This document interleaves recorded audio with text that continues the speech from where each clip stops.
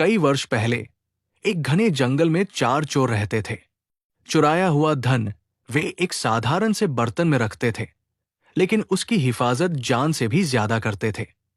कुछ अरसे बाद उनका मन चोरी चकारी से ऊब गया। मैं तो ऐसी जिंदगी से तंग आ गया हूं।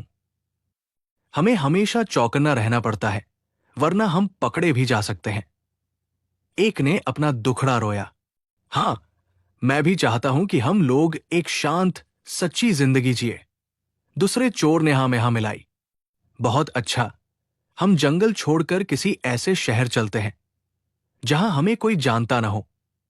शायद कोई साफ सुथरा काम धंधा ही हाथ लग जाए।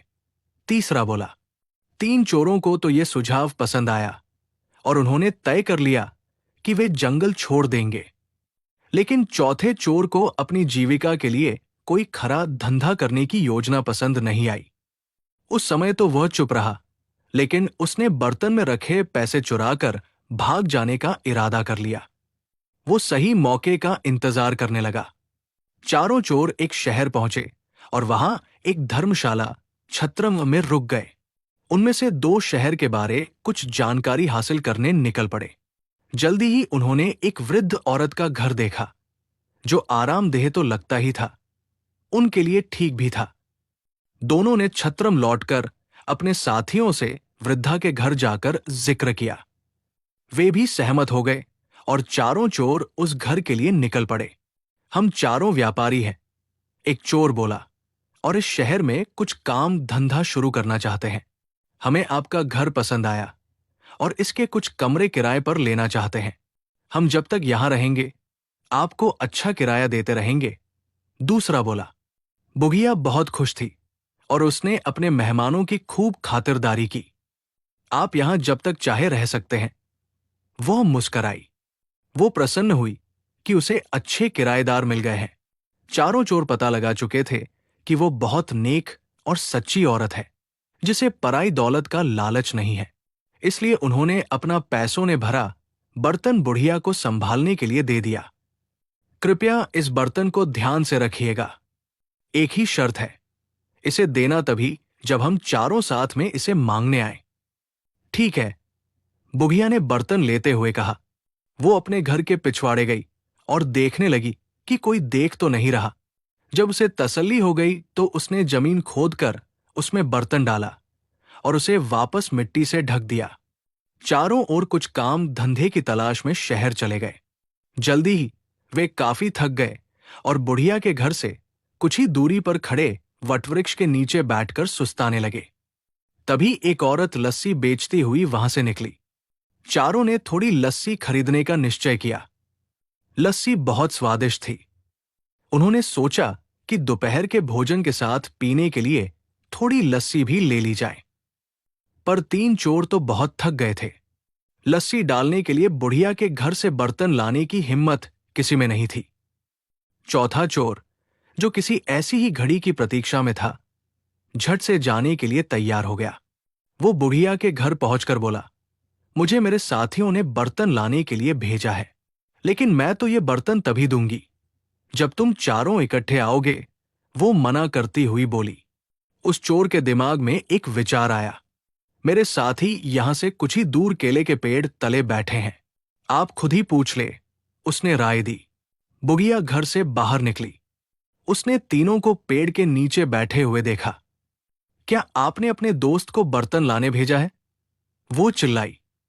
जी, कृपया उसे दे दीजिए, तीनों चोरों ने जवाब दिया। बुघिया ने सोचा कि उन्हें अपना बर्तन किसी कार्य हेतु चाहिए होगा, जो उन्होंने अपना विश्वसनीय साथी भेजा है। उस चोर को फावड़ा देती हुई वो बोली कि पिछवाड़े से खोदकर बर्तन निकाल ले। इतना कहकर वो अपने घर के कामों में उलझ गई। चोर ने बर्तन निकाला और चुपके से पिछले दरवाजे भाग खड़ा हुआ। इस बीच उसके दोस्त चिंतित हो रहे थे। काफी वक्त बीत चुका था और उनके साथी का कुछ पता नहीं था। तीनों बुघिया के घर गए। हमने अपना साथी एक बर्तन लाने भेजा था। वो कहाँ है? उन्होंने पूछा। मैंने तो बहुत पहले ही उसे बर्तन खोदने के लिए कुदाली दी थी। उसने आपको बर्तन नहीं दिया? बुघिया हैरान थी। तीनों चोर समझ गए कि उनके साथी ने उन्हें धोखा दिया है। हमने आपको कहा था कि बर्तन तभी देना जब हम चारों आपके पास आए। आपने हमारी बात नहीं मानी। हमें लगता कि हमारे साथी ने आपके साथ मिलकर हमारा पैसा हथियाने का षड्यंत्र रचा है, वे बोले। बुघिया बहुत दुखी हुई। वे तीनों उसे शहर के न्यायाधीश के पास ले गए और उसकी शिकायत की। न्यायाधीश ने फैसला दिया कि बुढ़िया की लापरवाही की वजह से तीनों को नुकसान हुआ है, इसलिए सारा हर्जाना बुढ़िया को ही भरना होगा। बुढ़िया रोती हुई घर लौट आई। इस बीच राजा और उसका मंत्री वेश बदलकर अपनी प्रजा की परेशानियां जानने शहर के दौरे पर थे। इस बात का किसी को भी पता नहीं था। बुढ़िया को देखकर वे रुक गए और उसके रोने का कारण पूछने लगे। उसी समय आसपास ही कुछ लड़के खेल रहे थे और उनका अगुआ था रामन। बुढ़िया की दुख भरी कहानी उसने भी सुनी। भगवान करे उन तीनों को तुम्हारे साथ ऐसा सुलूक करने की सजा मिले, रामन बोला। यह सुनकर राजा और उसका मंत्री बहुत हैरान हुए। उन्होंने रामन से पूछा कि क्या वह इस मामले का फैसला कर सकता है।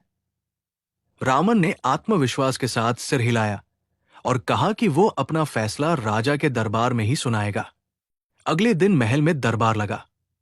रामन न्यायाधीश के आसन पर बैठा था। उसने चोरों की कहानी सुनी।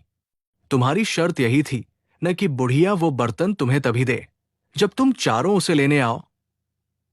रामन के प्रश्न पर तीनों ने हामी भर दी। बहुत अच्छा, वो शर्त पूरी करने के लिए तैयार है, पर यहां तो तुम सिर्फ 3 हो। जाओ, अपना चौथा साथी लेकर आओ जिससे शर्त पूरी की जा सके, रामन ने आदेश दिया। शाबाश, क्या फैसला दिया है। राजा ने रामन की भूरी भूरी प्रशंसा की। तुम छोटे हो पर हो समझदार। आज से तुम मर्यादा रामन के नाम से जाने जाओगे और हमारे दरबार में ऐसे मुकदमों के फैसले किया करोगे।